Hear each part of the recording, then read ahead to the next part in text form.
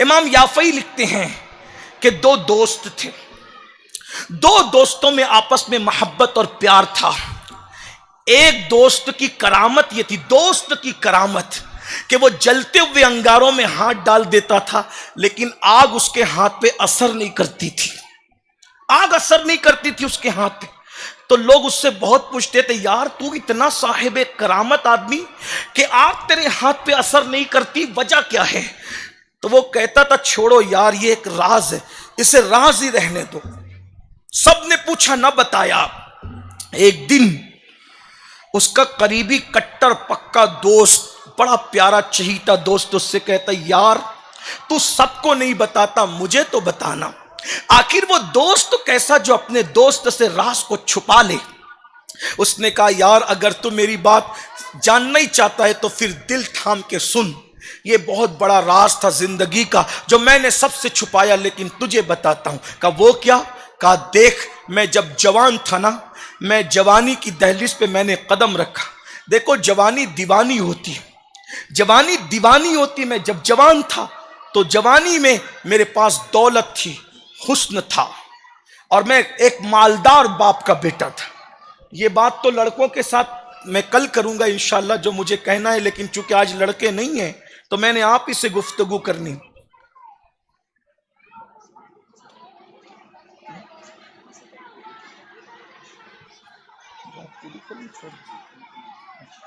جی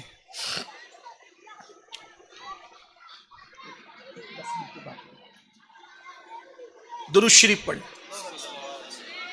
اللہ رب محمد صلی اللہ علیہ وسلم، نحن عباد محمد صلی اللہ علیہ وسلم، صلاۃ و سلام علیک یا جد الحسن والحسین وعلی آلک و اصحابک یا جد الغوث الثقلین۔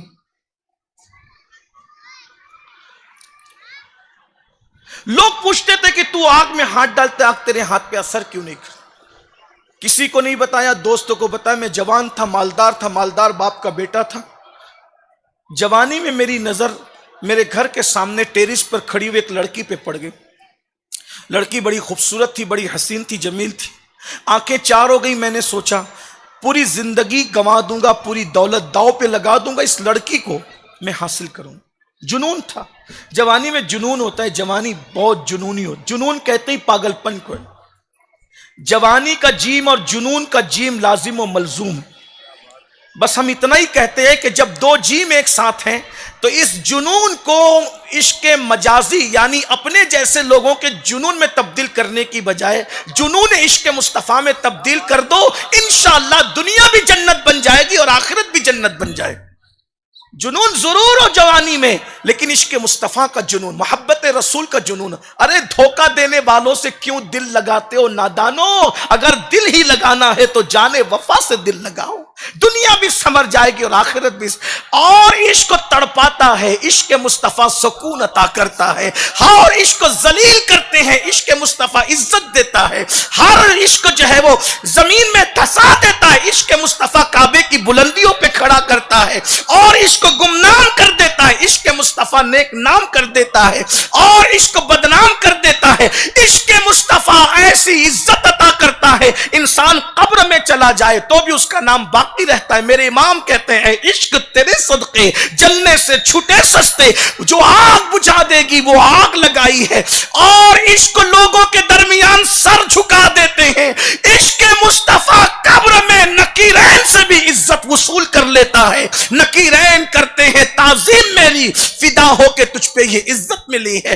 اللہ اکبر۔ تو وہ جوان کہتا ہے میں جوان تھا، خوبصورت تھا، حسین تھا، مالدار تھا۔ لڑکی سامنے نظر آئی، اس سے دل دے بیٹھا، آنکھیں چار ہو گئی۔ حاصل کرنے کی کوشش کی، لیکن وہ لڑکی کی تربیت ایسے ماحول میں ہوئی تھی، میں جتنے بھی ڈورے ڈالتا تھا سارے ڈورے ناکام ہوتے تھے۔ میں جتنی بھی لالچ دیتا تھا، اس کی تربیت ایسے ماحول میں ہوئی تھی کہ وہ لڑکی میرے دامے فریب میں نہیں آتی تھی، میرے مکر میں نہیں آتی۔ میں نے بہت لالچ دی، مال کی، شادی کی، اس کی اس کی اس کی، کسی پہ اس کی رال نہ ٹپکی، کسی پہ وہ نہیں للچائی۔ پتہ ہے کیوں؟ جسے آخرت کی اہمیت پتہ چل جاتی ہے وہ دنیا پہ کبھی رال نہیں ٹپکاتا، کیونکہ دنیا تو ختم ہونا، دنیا بہت تھوڑی سی، بہت بے وفا ہے دنیا، بہت بے وفا ہے۔ حضرت بہادر شاہ ظفر نے بڑی حسرت سے کہا تھا، عمر دراز مانگ کے لائے تھے 4 دن، 2 آرزو میں گزرے 2 انتظار میں. یہ دنیا ہے، صرف 2 دن کی. اور اتنے بڑے بادشاہ کو خود کی زمین پر قبر نصیب نہ ہوئی. یہ دنیا ہے.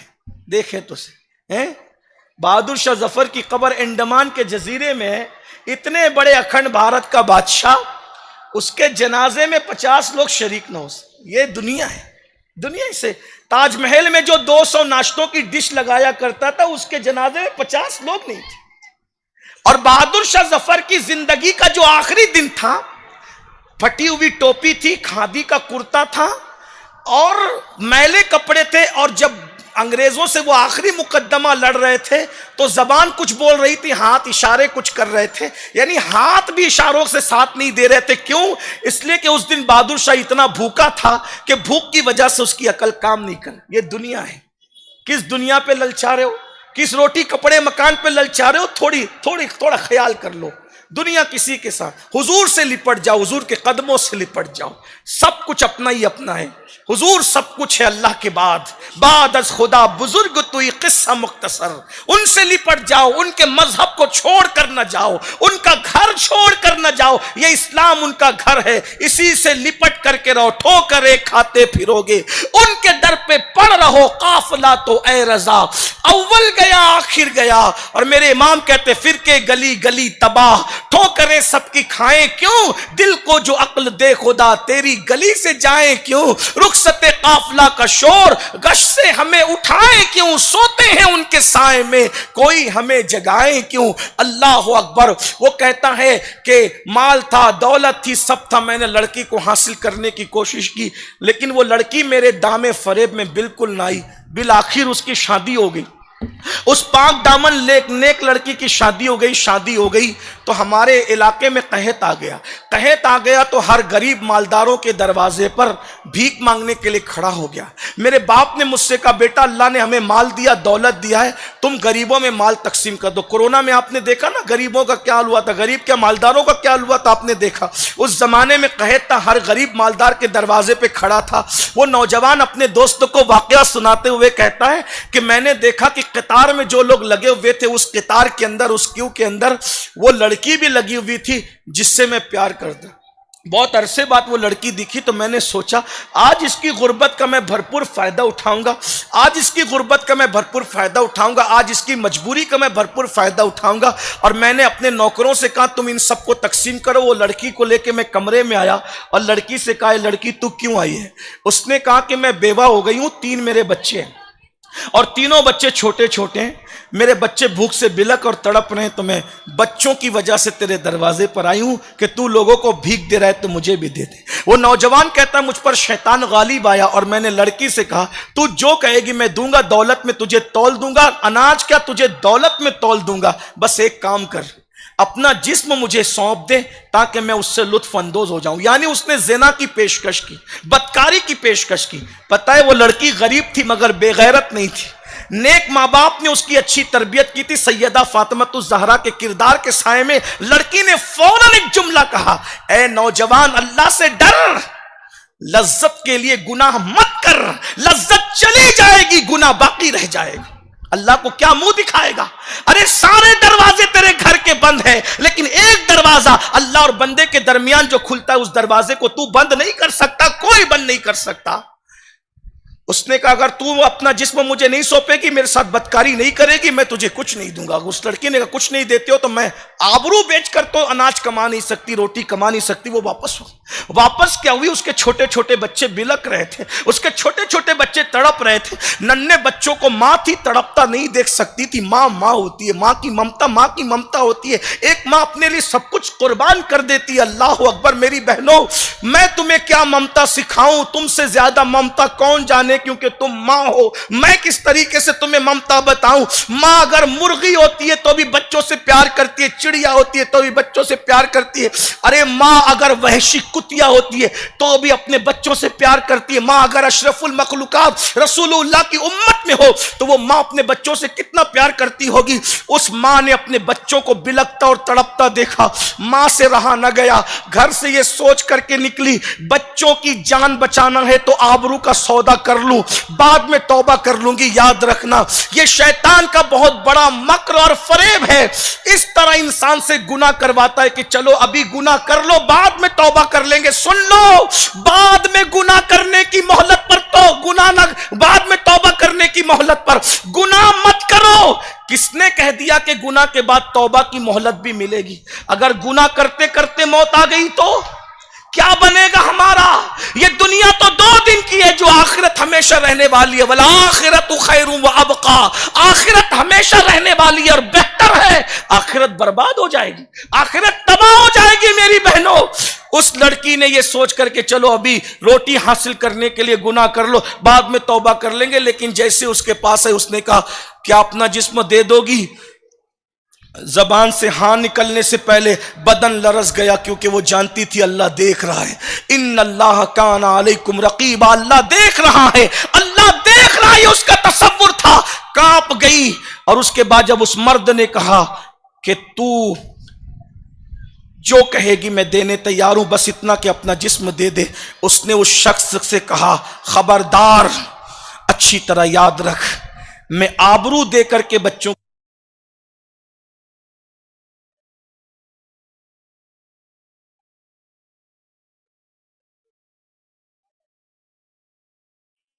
بچے کو تڑپ تڑپ کر بھوک سے مرتا تو دیکھ لوں گی, لیکن اللہ کی نافرمانی نہیں کروں گی, اور اب تیرے دروازے پہ لوٹ کر بھی نہیں آؤں گی.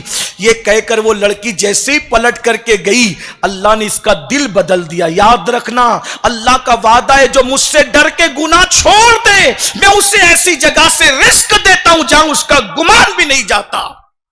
میری بہنوں, جب وہ پلٹ کے چلی گئی وہ لڑکے کا دل بدل گیا. وہ جوان کہتا ہے میرا دل بدلا اور میرے دل میں خیال آیا کہ یہ غریب ہو کر اللہ سے اتنا ڈرتی ہے تو مجھے مالدار ہو کے اللہ سے کتنا ڈرنا چاہیے. اور مال و منال لے کر, تحفے تحائف لے کر اور ساز و سامان لے کر, غلام کنیزوں کے ساتھ وہ اس لڑکی کے دروازے پر گیا. دستک دی, اندر سے آواز آئی کون؟ باہر سے اس نے کہا بہن دروازہ کھولو, میں تمہارے لیے تحفے تحائف لے کر کے آیا ہوں. لڑکی نے دروازہ کھول کے مجھے دیکھا تو کہا اب بھی پاپ کے ارادے سے آیا ہے؟ کہا نہیں, جب تو غریب ہو کر اللہ سے اتنا ڈرتی ہے تو مجھے مالدار ہو کر اللہ سے کتنا ڈرنا چاہیے. اس لڑکی کو کہا کہ یہ سامان لے لو. میں نے, اس لڑکی نے کہا رک ابھی نہیں لوں گی. اس نے سر سجدے میں رکھا اور بلند آواز سے دعا کی, اللہ میں اس نوجوان کے لیے دعا کرتی ہوں کہ تو اس پر دنیا کی آگ بھی حرام کر دے اور جہنم کی آگ بھی حرام کر دے. وہ نوجوان اپنے دوستوں سے کہتا ہے میرے بھائی,